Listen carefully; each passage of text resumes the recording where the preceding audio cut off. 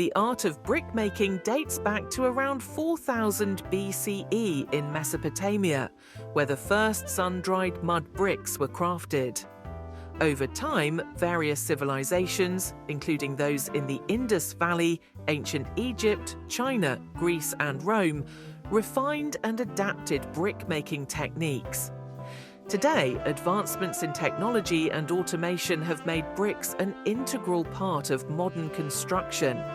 The process begins as powerful quarry machines dig deep into the earth, revealing shale layers. This exposed shale is left to the elements for several years, allowing nature to soften it, making it ready for easier processing gradually. At the factory, gigantic stone wheels crush the shale into a fine powder. Larger fragments are then separated and sent for further grinding. The finely ground shale is mixed with water in a pug mill, forming a thick, malleable paste ready for shaping. The paste is then pushed through an extruder, shaping it into a long, continuous form called a slug. Inside, pins create holes to lighten the bricks. As the slug moves through, the extruder trims away the rough outer layer, revealing the smooth surface that will become the brick's finished face. A large blade then cuts through the extended slug, skillfully slicing it into 5-foot sections, ready for the next stage of production. Next begins the careful task of stacking the freshly formed bricks. A specialized machine carefully lifts and arranges them as moisture begins to evaporate.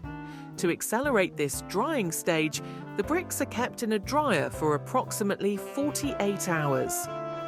Their next destination, the kiln.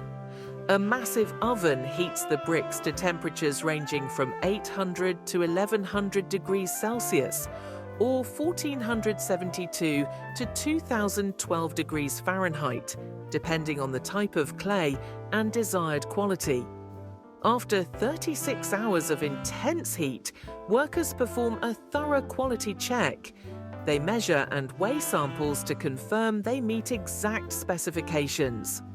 Since bricks are designed to absorb a controlled amount of water to work effectively with mortar, a worker tests their absorbency by breaking a brick in half and weighing it before and after a 24-hour soak. The difference in weight reveals the brick's water absorption rate. Once the batch is approved, the bricks are stacked and prepared for sale on the market.